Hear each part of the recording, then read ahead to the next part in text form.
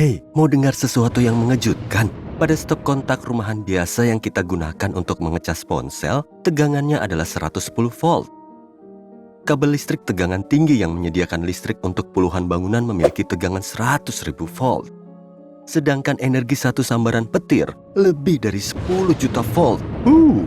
Dan suhu petir hampir 2 kali lipat suhu di permukaan matahari loh. Muatan yang luar biasa ini melesat dengan kecepatan hanya 2,5 kali lebih lambat dari kecepatan cahaya.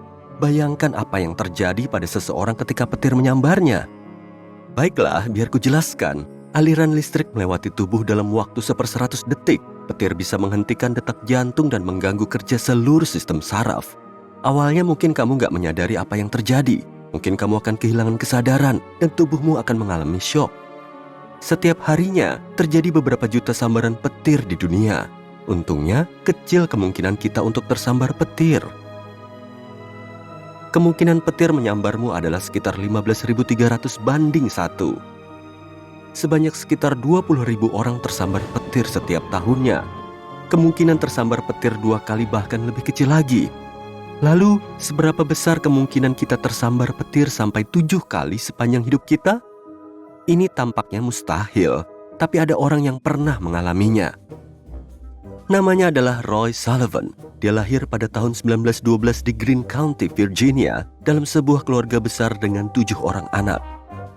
Roy adalah seorang pria biasa dan gak berbeda dengan saudara-saudaranya. Tapi entah kenapa, kekuatan alam memilihnya. Pada tahun 1936, dia mulai bekerja sebagai penjaga hutan di Taman Nasional Shenandoah. Di sana, petir menyambarnya 7 kali dalam kurun waktu 35 tahun. Insiden pertama terjadi pada bulan April 1942. Pada hari itu, terjadi badai petir yang kuat. Roy berlindung di menara pemadam kebakaran yang baru, tapi pembangunnya belum memasang penangkal petir. Petir menyambar bangunan itu beberapa kali. Kebakaran besar mulai terjadi di dalam, dan Roy berlari keluar. Begitu dia berada beberapa meter dari tempat berlindung, petir menyambar jari kakinya dan menyebabkan lubang pada sepatunya. Insiden berikutnya terjadi 27 tahun kemudian, pada bulan Juli 1969. Saat itu, Roy sedang bekerja di Taman Nasional. Dia tengah mengendarai truk melewati medan berbukit ketika badai mulai menerjang. Petir menyambarnya melalui jendela mobil yang terbuka. Petir tersebut membakar alis dan bulu matanya, serta sedikit mengenai rambutnya. Roy pun pingsan, sementara mobilnya terus melaju. Mobil itu berhenti tepat di tepi jurang. 15 menit kemudian, Roy siuman. Setahun kemudian, pada bulan Juli 1970, insiden yang ketiga kali terjadi. Cuaca saat itu sedang bersahabat. Tapi dalam hitungan menit, awan menjadi semakin tebal, dan badai petir pun dimulai. Petir menyambar sebuah trafo di dekat Roy. Pria itu lari secepat mungkin. Tapi alam berhasil menangkapnya lagi. Petir menyambar bahunya.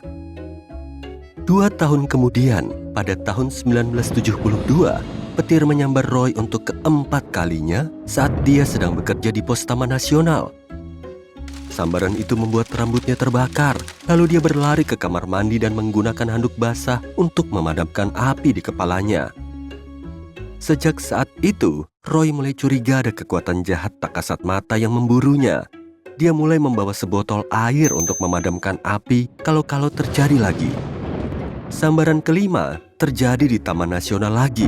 Ini terjadi pada tahun 1973. Roy tersandung batu dan jatuh. Pada saat itu, dia melihat awan petir di langit. Merasa ketakutan, dia berlari ke truknya, masuk ke dalam, dan tancap gas. Roy mengemudi sejauh mungkin dari tempat itu. Kemudian, dia berhenti dan keluar dari mobil untuk melihat di mana badai itu berada. Dan saat itu juga, petir menyambarnya lagi. Petir itu mengenai lengan kiri dan kaki kirinya, serta membakar sepatunya. Roy dengan cepat naik kembali ke dalam truk dan memadamkan api dengan menggunakan botol airnya. Pada tahun 1976, insiden ke-6 terjadi. Roy sedang berjalan di jalur setapak di taman, hanya 1,6 km jauhnya dari tempat petir menyambarnya terakhir kali. Kemudian, awan badai muncul kembali. petir menyambar dan mengenai telapak tangan Roy. Setelah sambaran ke-6, dia mulai curiga ada yang gak beres dengan taman itu. Setelah 40 tahun bekerja, Roy akhirnya memutuskan untuk berhenti. Akhirnya, dia berharap petir akan berhenti mengejarnya, tapi ternyata dia salah. Pada saat itu, pria ini sudah menjadi bak selebritas. Tapi ketenaran semacam itu membuatnya nggak bisa menikmati hidup. Orang-orang takut berada di dekatnya karena percaya petir bisa menyambar mereka kapan saja. Wartawan memberi Roy Sullivan julukan Spark Ranger dan konduktor petir manusia. Tentu saja pria itu nggak menyukai semua ini dan merasa sangat kesepian. Selain masalah ini, dia juga mengalami ketakutan secara terus-menerus dan merasa tersiksa. Setiap saat, dia selalu khawatir petir akan menyambar kapan saja. Untungnya, dia sudah menikah. Istrinya mendukung dan membantunya dalam segala hal. Setelah berhenti dari pekerjaannya, Roy memutuskan untuk pindah bersama istrinya ke kota kecil Dooms, Virginia. Wah, Dooms artinya malapetaka kan? Bisa jadi pertanda nih. Hanya setahun berlalu tanpa insiden. Kemudian, pada tanggal 25 Juni 1977, petir menyambar Roy lagi. Dia pergi memancing di kolam setempat di pagi hari. Hasil tangkapannya bagus, tapi cuacanya mendung. Roy langsung merasa bahwa akan terjadi sambaran petir. Ada bau belerang di udara, dan bulu-bulu di lengannya berdiri. Seluruh tubuhnya tegang. Petir menyambar kepala Roy, melewati dada dan perutnya. Pria itu berlari ke mobilnya untuk berlindung. Pada saat itu, seekor beruang yang kelaparan keluar dari hutan. Ia mendekati ember berisi ikan milik Roy untuk mengambil semua ikan traut yang ditangkapnya. Roy berlari keluar dari mobil dengan rambut membara untuk mengusir hewan itu.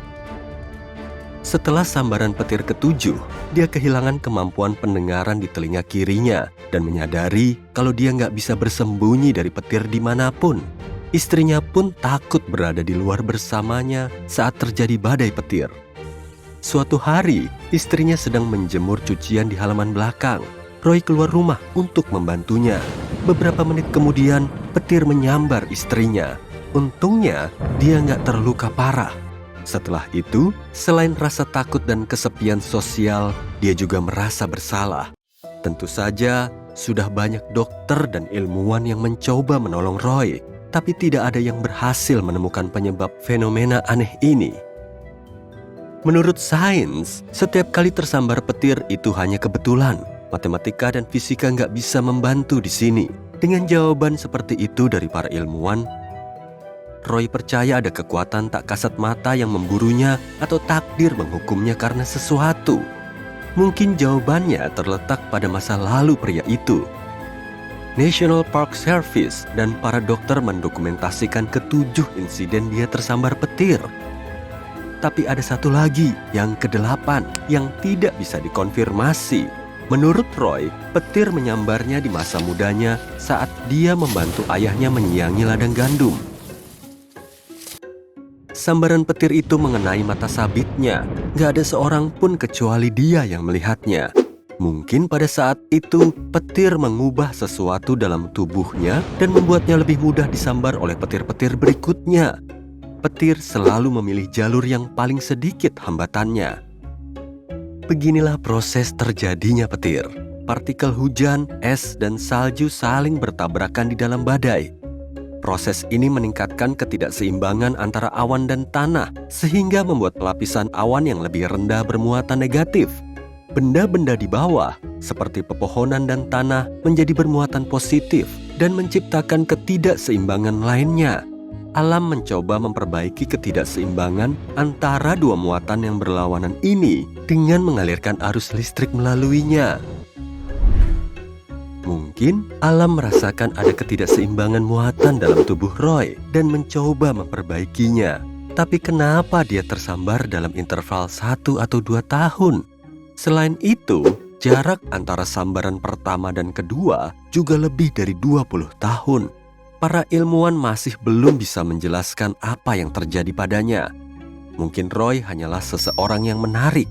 Seperti yang mungkin sudah kamu prediksi, Roy Sullivan tercatat dalam Guinness Book of Records sebagai orang yang paling sering tersambar petir di dunia.